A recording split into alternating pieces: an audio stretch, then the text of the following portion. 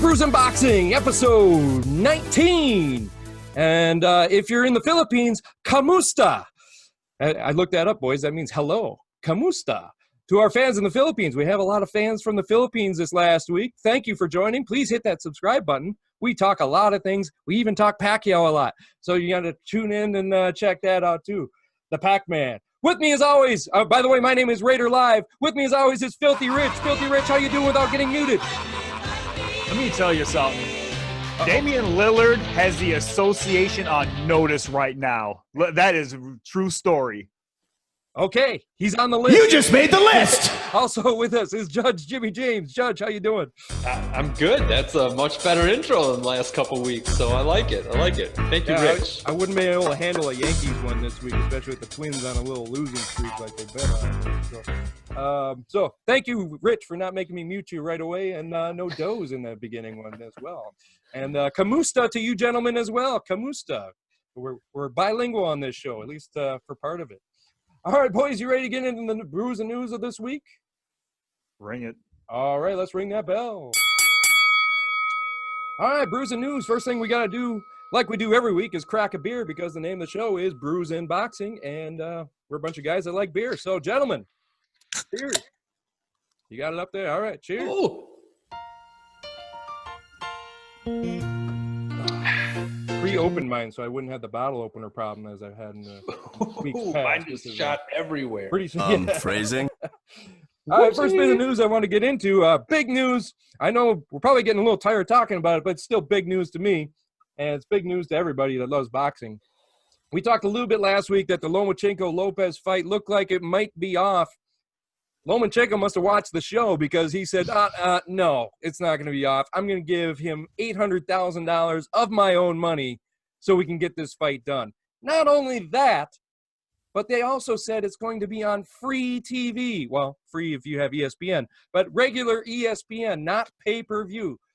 Gentlemen, Judge, we'll start with you being the huge Lomachenko fan. I know last week that text message must have came from Lomachenko telling you, hey, we'll get this done. I don't know why you didn't want to break the news last week. Maybe you didn't want to ruin your sources, but let's talk a little bit about Lomachenko giving up $800,000 to shut Lopez's mouth and open his wallet, and how the fight's going to be free on ESPN. Well, we got to let it build up, man. I just don't want to just give all the information right away, and everybody, it needs to materialize naturally. We need breaking news when we get it. That's how we get. Man, live and learn. All right, jeez, I'm not a news reporter, okay? Not even a host. You're a boxing celebrity. That's what it is.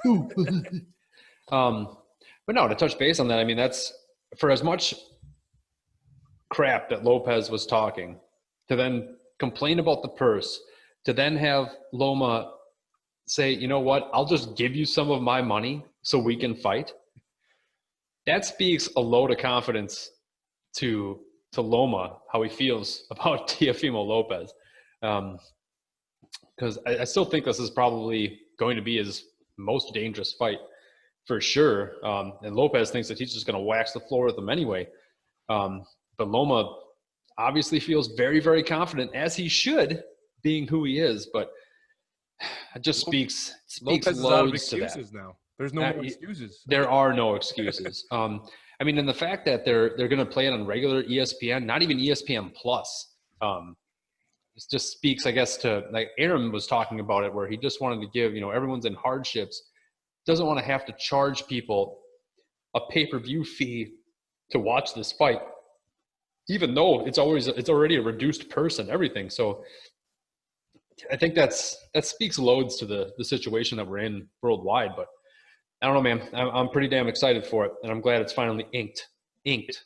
It's in there now. COVID, stay away from these two fighters. I want them in bubble boy status for the next 2 months until October, so this fight doesn't get canceled. The Ukraine is strong. Ukraine is strong. Rich, what do you think about this fight being on free TV? I know we'll talk more about the fight itself when we get closer to the fight, but what do you think about it being on free TV? I think every fight should be on free TV, to be honest. That's where the advertising dollars are. So I don't know if Lomachenko's really losing $800,000 or if he's really giving money to Lopez to make this fight happen. but sponsorships are going to pick up because this fight is going to be on regular television. If Mountain Dew or Raider Live supplied the beer, shout out to Raider Live. If this beer that he supplied is going to pay an advertising fee, it's probably going to go to Lomachenko's pocket. So I think being on free TV is always a good thing because that's where the sponsorship dollars are. Mm-hmm. I forgot I brought you that beer there this week. You told me to crack it open, Raider Live, and I cracked it. You didn't say a word when I know, because I just said I forgot about it. You. I literally forgot I gave you that beer. Put yourself on mute. I will never put myself on mute. It is my show. Still my show, my channel. Thanks for the Our brew, show, Raider my Live. channel. But yeah, hey, wait a minute. Why are you yelling at me for getting free beer?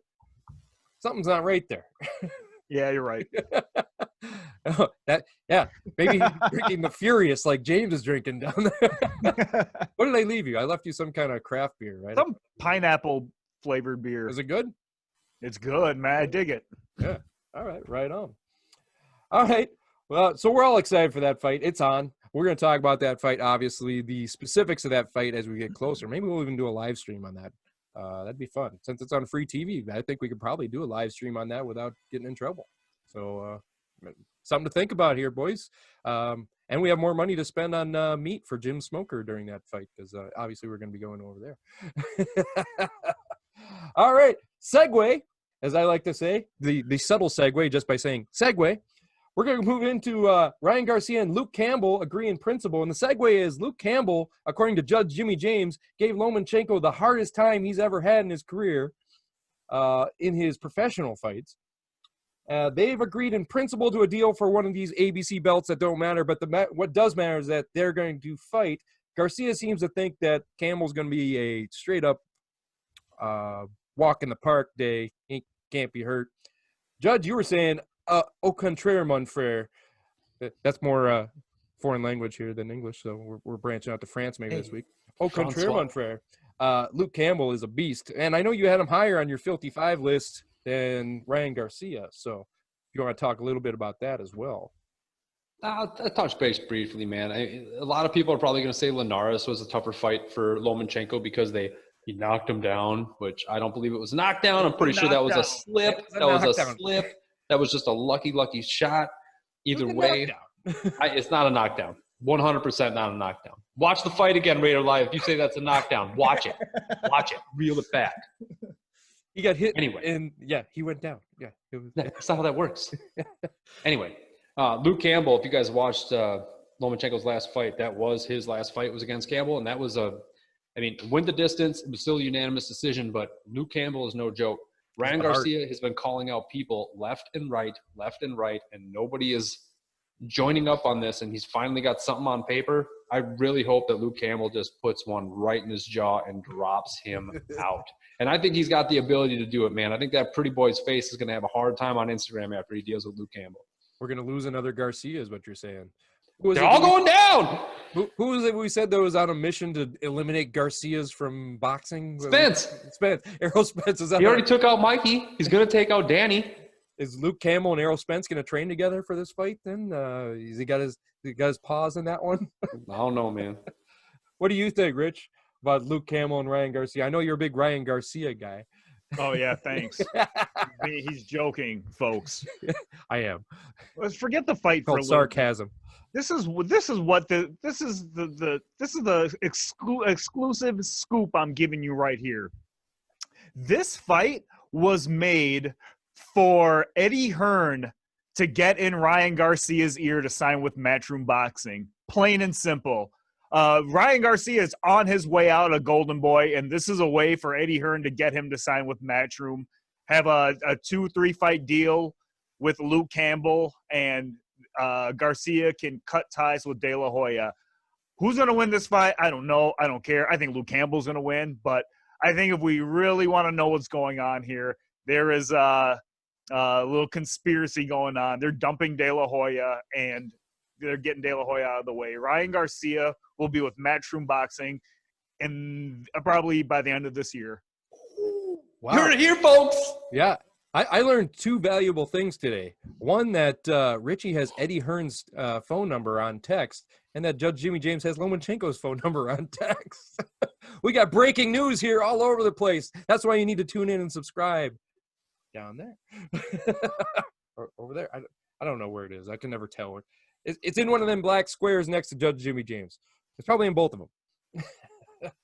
But, yeah, I'm excited for that. I think all three of us want Luke Campbell to win that fight, and I probably will win that fight. Not a Ryan Garcia fan. But, all right, I don't have a segue into the third piece of news that we got here, but, Richie, you were talking about Peter Nelson is set to leave HBO Sports. You didn't say that? Yeah, you literally said that. It was reported by Dan Raphael that he is. But I'm saying you were telling us. I'm saying us. Well, I think everyone knew that. No. It's not an Eddie Hearn news, so he didn't text you that. Peter Nelson is set to leave HBO Sports. People say that he was responsible for us losing HBO Boxing. I know you know a lot more about this subject than I do, Rich. Why don't you just take it from here and just run with it? So yeah, Mr. Nelson is parting ways with HBO Sports. He was the executive. He's in charge of Real Sports with Brian Gumbel. He's the one that ended HBO Boxing on the little firework where it should have went out in a bang with Cecilia Brækhus with the last fight. I guess the question should be, do we want HBO Boxing back? And I don't know if I do. I think boxing is becoming watered down with so many networks that we're not going to care. Look at wrestling. There was the WWE, and then all of a sudden WCW, and now there's AEW and Ring of Honor and New Japan and All Japan and TNA, and it's watered down. No one cares about it anymore. We have enough networks, and it's good for the fighters themselves, but where do we start if HBO wants to get their foot in the door again? I have no idea. Max Kellerman's gone. Maybe they can get Roy Jones. I know Lampley's still under contract. I think he should just get the job, and if he wants to do play-by-play. But before we even go that far, we don't even know if they want back in the boxing game. I guess I got to leave it there. Well, I mean, the one good thing with many networks doing it is when a network like ESPN steps up and says, we're gonna show this pay-per-view fight for free, that puts the pressure on the other networks to go, hey, maybe we need to start doing the same thing. We need to bring in that ad revenue that way. Hopefully that's a good start in this direction, but having so many networks is like having so many promoters. It's hard to get things together on the same page. It's just another cog in the wheel that can get broken off, and I don't know much about this guy. It sounds like you don't like him, Peter Nelson. But, I just want to segue a little bit about HBO Boxing. I mean, I don't like that. I don't think any boxing fan likes that. No, I mean, some of the only reasons to have HBO back in the day was for HBO Boxing for the most part, And, when Judge Jimmy James would do the announcing, and they would come in and tell him the scorecard halfway through, Nobody? No one? Okay, Jim. That one? No, okay. I don't know where I was going with that. That's what happens when you just hit it on the fly here. Hit it on the fly. All right. You got anything else you want to add to that there, James, about Peter Nelson and HBO Sports? Anything about HBO Boxing? Oh, well, I do. Sure. I personally loved HBO Boxing. If I watched boxing, I wanted to watch HBO Boxing.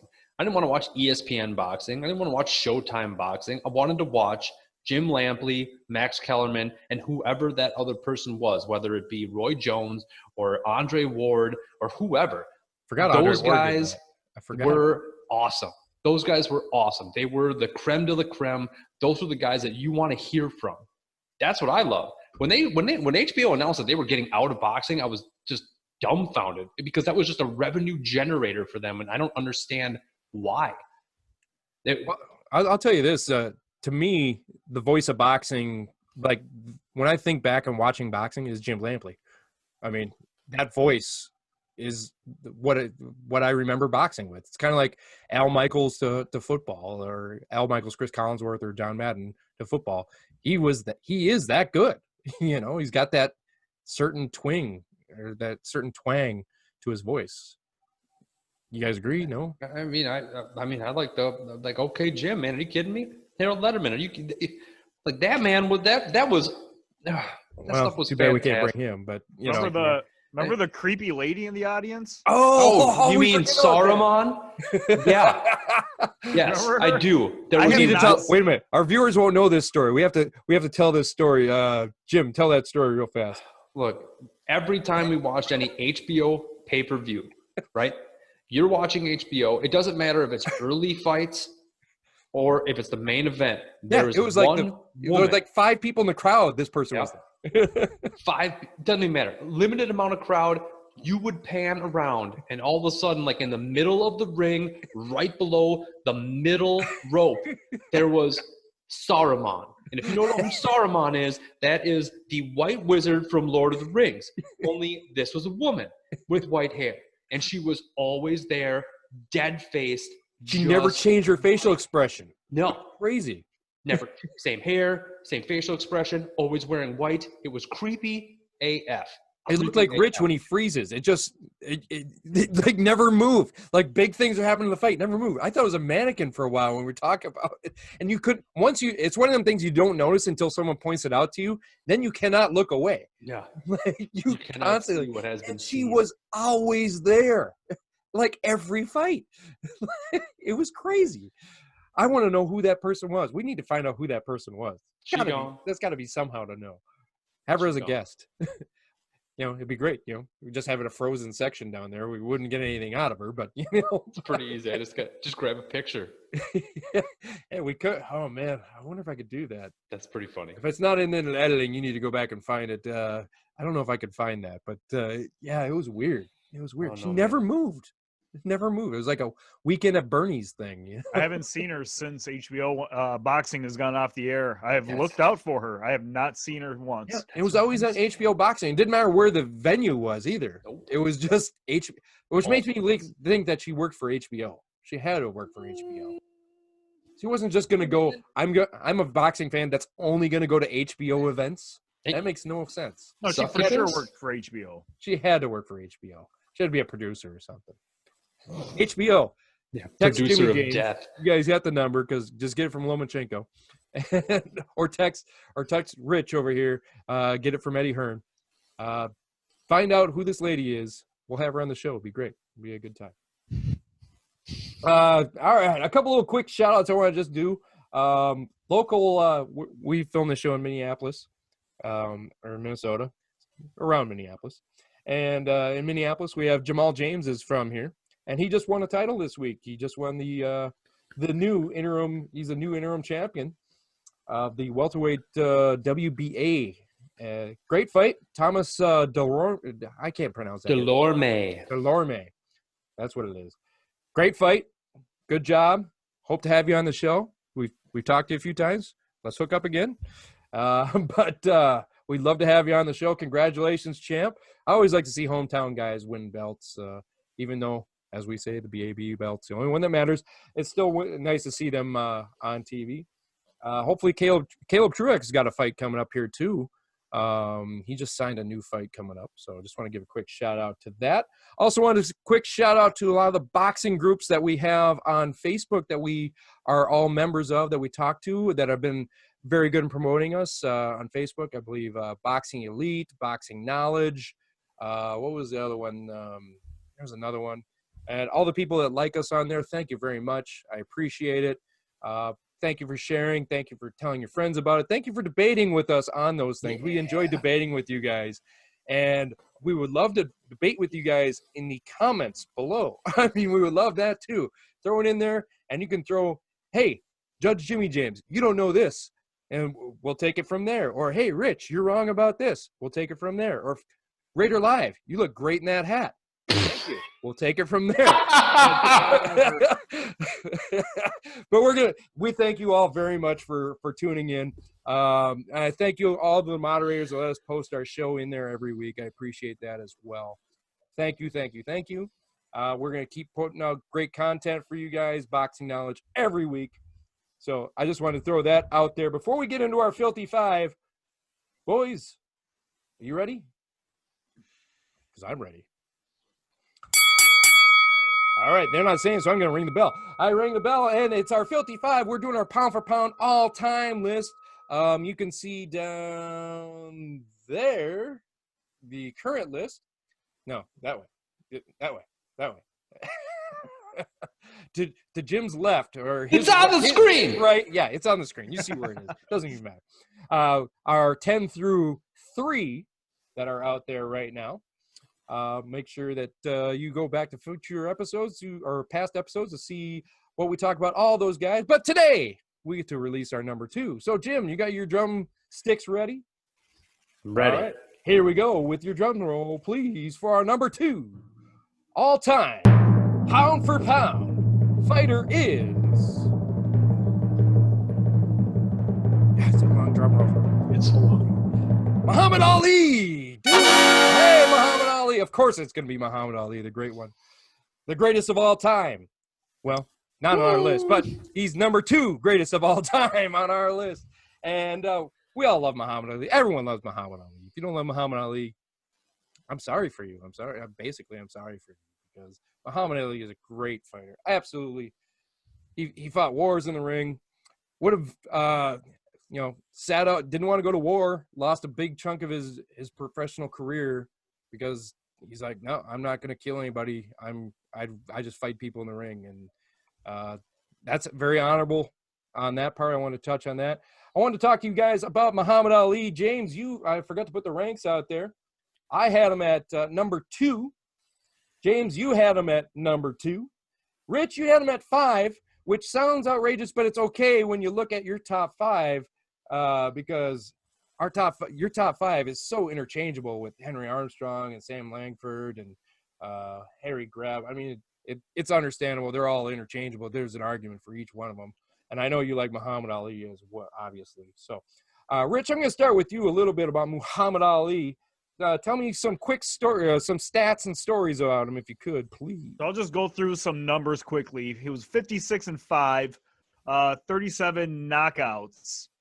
Let me see what else my notes say. 39-5 versus top 10 opponents, and 23-4 versus top 3 opponents. That's crazy. So let's just pause there for a second. He fought 61 times, and over like 2/3 of the time was versus a top 10 fighter, and it looks like just under half the time it was a top 3 opponent. It was hard. How do I put this? I had him ranked 5 because I always think of a pound for pound list as someone climbing up the charts, different weight classes, right? Climbing up divisions. But when you look at his resume and his opponents, from Archie Moore, fought Henry Cooper twice, Sonny Liston twice, George Chuvalo twice, Jerry Quarry twice. He fought Ken Norton and Joe Frazier 3 times apiece. Ernie Shavers, arguably the hardest hitter in the heavyweight division in history. Mm-hmm. Leon Spinks twice towards the end of his career. George Foreman. Chuck Wepner, Ronnie Lyle, Floyd Patterson, Cleveland Williams, Ernie Terrell. This is the heavyweight division. These guys, you put together a top 50 heavyweight list of all time, you probably have every single one of these guys on it, with Muhammad Ali at the top. Yeah, not only that, he was like one of the first worldwide celebrities. Everybody in the world knew who Muhammad Ali was.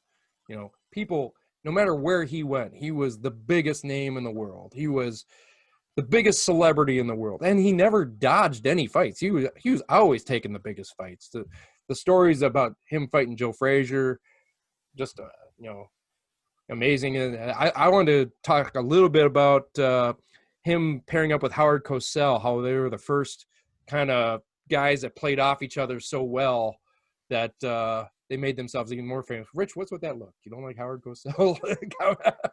Or is it the beer? Forget all those opponents I named for a bit. Okay. His number 1 opponent, the one he defeated, was the United States Supreme Court. He won the Supreme Court case for not going to war in Vietnam. So forget all those names I said. His biggest victory was against the United States government. Maybe not the Supreme Court, but he defeated No, the in the Supreme United Court. States government. In the So- 60s, as a black man in the 60s, he defeated the United States government and the Supreme Court. Unheard of. Unheard of. Because he said, I'm not going to go to war. I'm not going to kill people that I've never met. I'm not going to do that. He was drafted, and he's like, nope, not going to do it. My religious beliefs say I'm not going to kill anybody. They arrested him. They even put him in jail, I think, and they took his boxing license away for 3 years. They took away his passport so he couldn't fight overseas. They did a lot to stop him, and he kept going with it. And him and Frazier were friends too. If you They became friends, I think, later. Like, they hated each other early, from what I hear. Like, they say do something with his sister or something. I heard there's always a rumor that Muhammad Ali slept with his Joe Frazier's sister or something like that. I've heard that story before. I don't know if you guys knew that story, but I didn't have that one pulled up. But when you brought up that Joe Frazier, I was thinking about it. But he was an Olympic champion. For people forget about that too. Gold medalist. Gold medalist in the 1960 Olympics. And let's just talk about style change too. You watch the styles of boxers, especially in the heavyweight division, from the 1920s up into Muhammad Ali. He changed everything with his style, with the way his feet moved, how fast he was.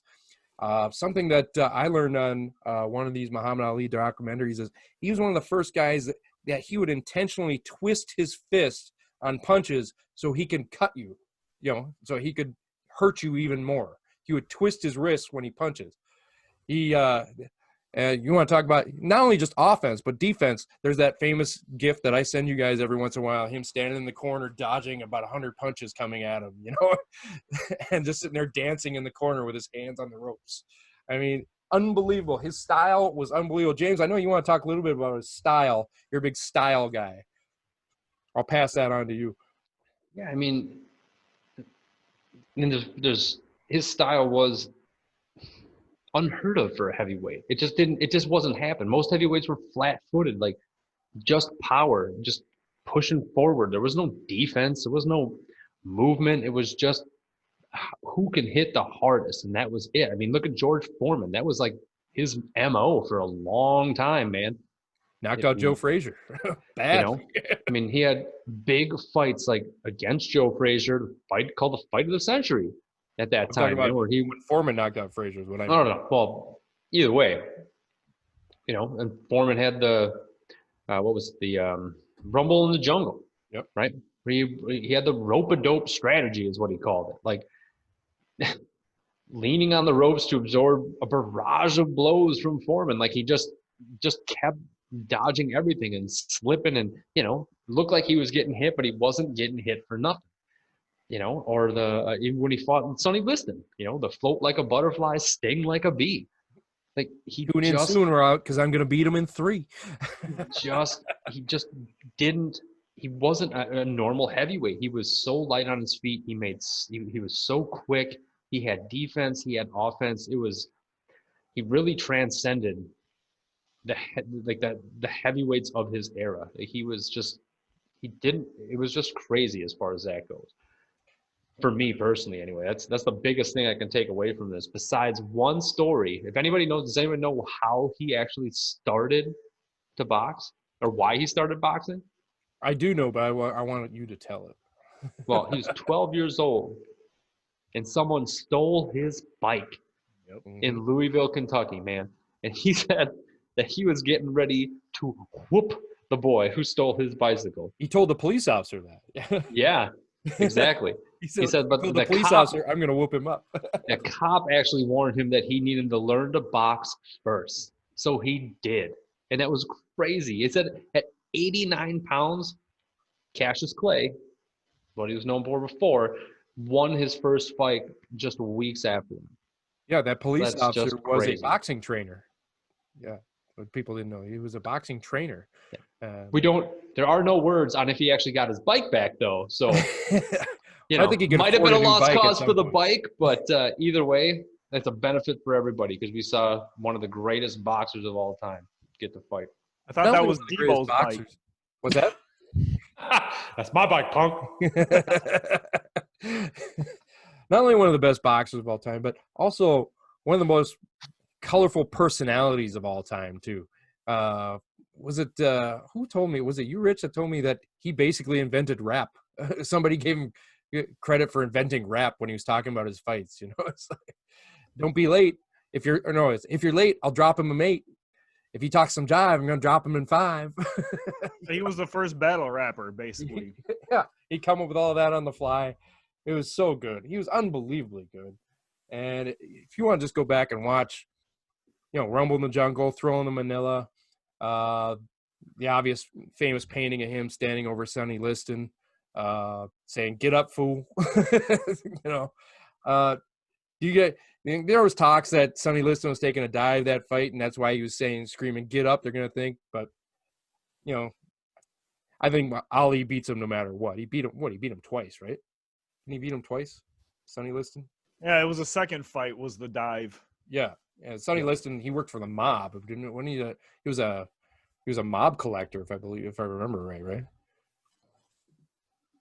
Anybody? That's a good news. I don't know if Liston was part of the mob. That's news to me. Sonny Liston, I think he was a collector for the mob. He would go and collect money from people, like not a loan shark, but who's the guy that goes and gets the money from people? I don't know, Joe Pesci. Kind of like Joe Pesci, kind of like Rocky, actually, in the Rocky movie. Soon here. Yeah, when Rocky started out, he was a collection guy for the mob, you know. And also, we have to touch on this just because we're talking Muhammad Ali, but obviously he died of Parkinson's disease. He was an American hero, basically. He's been an American hero. He'll be an American icon forever. And there's talk that he probably got it in his Parkinson's because he fought too many fights, and people were talking about maybe we need to start limiting people. That Trevor Berbick fight was just a terrible thing to watch. If you love Muhammad Ali, don't watch that fight, please. It was a sad thing. It was 1981 that he fought Trevor Berbick, and I remember Trevor Berbick turning to the referee saying, "Please just stop this. Stop. This is because this is when Ali was well past his prime, and I think he was broke or something. He was fighting for money, but still one of the best of all time. Always fought everybody. Never really turned down a fight that I could think. I love one of my favorite Ali scenes too is from the movie Ali, where he's trying to get a fight with another fight with Joe Frazier, and they have the TV on, and Joe Frazier's fighting George Foreman, and George Foreman hits Joe Frazier so hard, knocks him out, and everyone's in the room's like, "Whoa!" And Ali wasn't even in the room. He's like, "What?" He's like, "Well, if you want that fight with Frazier, it'll be pretty easy to do now," because Foreman just knocked his block off, and that's when he's all right. Now I got to go fight George Foreman. And there's talk that he loosened the ropes for that fight. Yeah, if he did, he did. We'll never know. But he took a beating in that fight. You talked about that fight, that George Foreman fight. He took a beating in that fight. That was the whole plan, was to take a beating in that fight to tire him out. He's gonna let him out punch himself, basically. And he did, George Foreman, man, that's what he did. All he did was throw big blows. That's all he did. He was the hardest puncher in at that time. He was one of the hardest puncher that people were afraid of. How strong George Foreman was. He's top 3. What do you think, Rich? Yeah, like in the corner, it was said, according to George Foreman, while Muhammad Ali was in the corner, Foreman just wailing on him, the whole rope-a-dope thing. Ali asked Foreman, "Is that all you got? Is that all you got? Is that all you got?" And years after the fight, Foreman kind of giggles while telling the story and says, "Yeah, that was all I had. That was all I had." Do want to throw out a couple quotes because I have got a book of quotes, and you can look up all the rhymes. You can look all this stuff up. But I just kind of handpicked a couple here. Nike has that slogan. I don't know if they still have it, but impossible is nothing. It was a long paragraph, and it ends with impossible is nothing. Like impossible is fictional, impossible is made up, impossible is nothing. He was the one who made that quote famous. One of the other funnier ones he had was if they can make penicillin out of moldy bread, they can sure make something out of you. I believe that's what you told me when we first started this show, and I'm like, I don't know if I can be a host for this boxing show, and you're like, I think you said that same line to me. A man who views the world the same at 50 as he did at 20 has wasted 30 years of his life. Right there. This one here, service to others is the rent you pay on earth, was accompanied by a photo of the time he talked a guy out of committing suicide and jumping off the building. I don't know if that's a story people know of, but look that one up. He talked the guy out of suicide. And finally, for me, quote-wise, I believe he is quoted as saying, looking at life from a different perspective, this damn Brew Raider Live, makes you realize that it's not the deer that's crossing the road, rather it's the road that's crossing the forest. That one really sticks with me, being the, word is on the street, vegetarian animal guy. That is me. That one really sticks with me a lot. I do want to mention one story. Everyone knows the rope-a-dope story, but when I worked in Minneapolis public schools, I would get the kids together and tell them a little story, a sports-related story. One of my favorite ones was the fight against, I believe it was Ernie Terrell, the What's My Name story. So leading up to this fight, Muhammad Ali had just changed his name from Cassius Clay. So Ernie Terrell in interviews would say, I'm going to beat Cassius, or come on, Cassius, and whatever. And Muhammad Ali would say, my name's not Cassius, my name is Muhammad. Mm-hmm. And by accident, because this wasn't a way to talk trash, but Ernie Terrell would slip up and still call him Cassius. And Muhammad Ali said, my name is not Cassius. Don't call me Cassius. My name is Muhammad. So now they're in the ring, they're getting it on, and there are the fights where he's hitting him in the face saying, what's my name? And hits him again, what's my name? Hits him again, what's my name? And I don't know if Terrell goes down, but the fight ended up going 12 or 15 at the time. Muhammad Ali wins.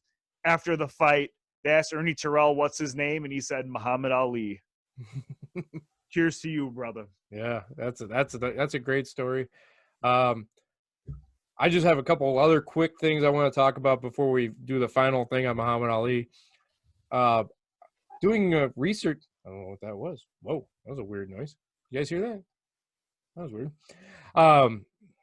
One of the cool things I learned studying about Muhammad Ali and stuff that we were talking about for our list is that how much of the Rocky movies were inspired by Muhammad Ali. The first Rocky movie was inspired by the Muhammad Ali versus Chuck Wepner fight. That was what inspired Sylvester Stallone to write Rocky. Guy fighting the champ. And there's obvious parallels between Apollo Creed and Muhammad Ali when you watch it. It's basically Apollo Creed is a characterization of Muhammad Ali, from his jive talking to his footwork to everything like that. And then, it's cool to listen to Carl Weathers talk about.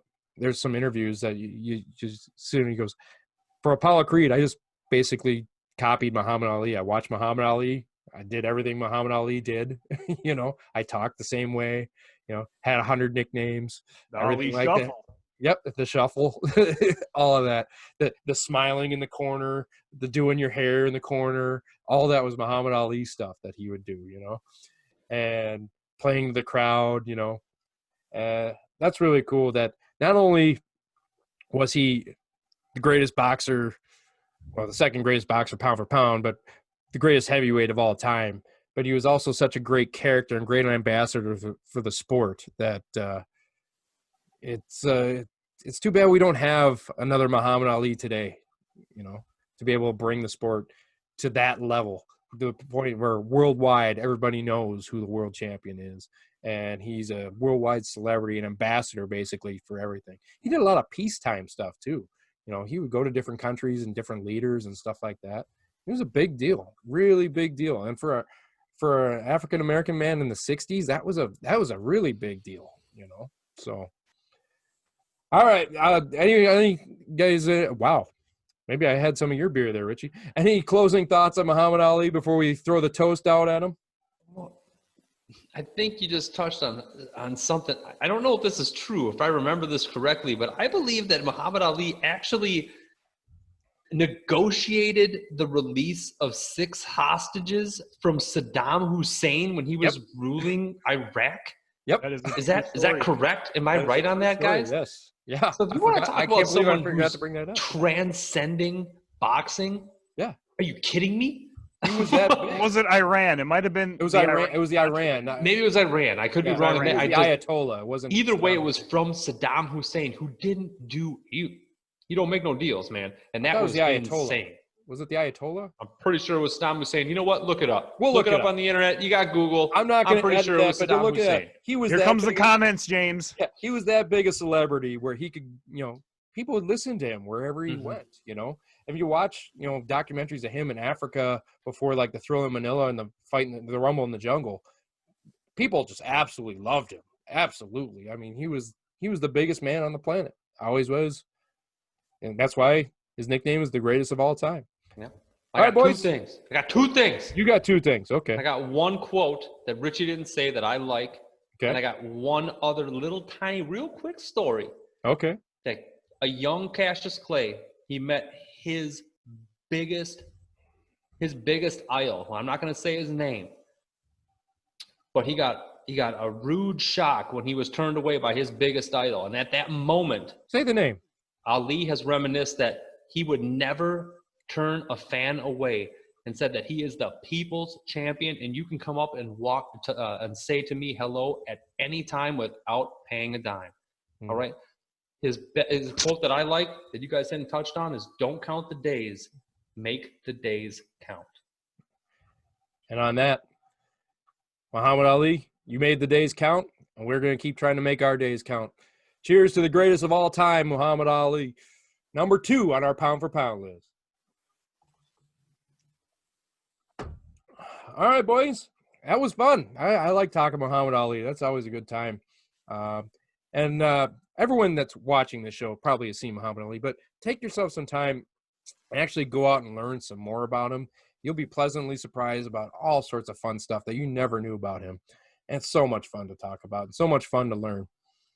All right, we've done 10 through 2, which means next week we're down to our number 1, all pound for pound all time. If you're a boxing fan, I'm pretty sure you know who it is, but we're still going to talk about it. It's going to be a big show next week. We're going to talk a lot about not only about our number 1 pound for pound all time, but we're going to talk about some guys that didn't make the list that probably should have. We're also going to talk about, now that we've done our list and we've seen it, where would we change things around? And put that in the comments down below. You've seen 90% of our list now. Where would you change things around on our list? And go ahead and throw a shout out to each of us in there, and we'll answer it personally of why we had where we are. Don't shout me out. I'm not answering. I don't talk to fans. Well, I'm not Muhammad Ali. I will talk to everybody.